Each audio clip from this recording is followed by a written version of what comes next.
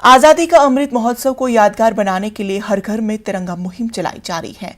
Doctor PN Arora ने अपने घर में 75 रंग लगाए हैं। उन्होंने अपने घरों और अस्पतालों को रंगों से सजाया।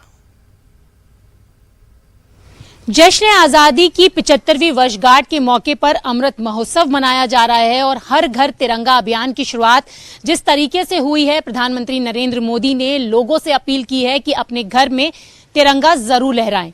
आज हम आपको एक ऐसा घर दिखाएंगे जहां पर एक नहीं बल्कि 75 तिरंगे लगाए गए हैं और तस्वीरों में भी आप देख सकते हैं कि पीछे जिस तरीके से तिरंगा लहराता हुआ नजर आ रहा है। तिरंगा हमारे देश का अभिमान है, स्वाभिमान है और 75 तिरंगे इस घर में लगाए गए हैं और इन तिरंगों को लगाने वाले हैं डॉक्टर अरोड़ा। उनसे भी हम बात करेंगे कि 75 तिरंगे लगाकर वो क्या कुछ एक संदेश देना चाहते हैं। सर, जिस तरीके से लोगों से अपील की गई हर घर तिरंगा, आपने अपने घर में तो 75 तिरंगे लगा दिए। ये आज़ादी का महोत्सव 75वां आज़ादी का महोत्सव, इसमें एक मैसेज है कि 75 वर्ष का मैसेज है पूरा। हर घर तिरंगा, हर व्यक्ति, हर बच्चा इसमें इन्वॉल्व हो रहा है। और अगर आप सड़कों पे देखें तो रैलियां निकाली जा रही हैं, हर घर में तिरंगा लगा हुआ है। और एक भारत श्रेष्ठ भारत, इसमें कई सारे मैसेजेस हैं।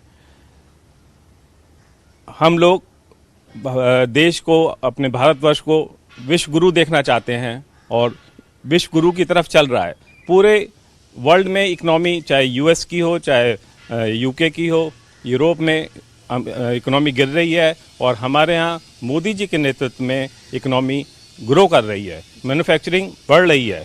तो ये जो है पूरा देश इसमें इस उत्साह से इसको बना रहा है। इसके पीछे ये सब रीजंस हैं कि हर व्यक्ति उत्साहित है, लोगों को रोजगार मिल रहा है। धारा 370 जब हम बचपन से सुनते आ रहे थे वो है, इसमें बहुत सी चीज़ें हैं, चाहे वो राम मंदिर है। हर व्यक्ति, हर बच्चा, हर महिला, चाहे वो ट्रिपल तलाक का इशू हो, सब उत्साहित हैं। तो मैं सैल्यूट करता हूं। और इस तिरंगे का तो कहने क्या है कि ये हमारी आज़ादी का, हमारी देश को एक राष्ट्रीयता का प्रतीक है और मैं सैल्यूट करता हूं, जय हिंद करता हूं। बिल्कुल सर, आजादी का प्रतीक है और इस तिरंगे को जब देखते हैं तो मन में एक अलग सी फीलिंग होती है। और मैं देख रही हूँ आपने पूरे घर को तिरंगे से सजाया है, चाहे हम पीछे की बात करें या बिल्कुल सामने की बात करें। कैमरे में भी आप देख रहे होंगे कि तिरंगा हर जगह लहराता नजर आ रहा है। सर, जब हम तिरंगा देखते हैं तो हमें अपने भारतीय होने का गर्व होता है और जैसे कि प्रधानमंत्री ने भी ये मुहिम शुरू की और अब अगर हम बाजार की बात करें तो तिरंगे बाजार में मिल भी नहीं रहे हैं। हाँ, ये मैंने 7500 तिरंगे डिस्ट्रीब्यूट कराए हैं और ये बड़ा खुशी का विषय है कि इस टाइम तिरंगे नहीं मिल रहे हैं। कितने लोगों को इसमें रोजगार मिला, कितने लोगों ने उत्साह से इस कार्य को किया।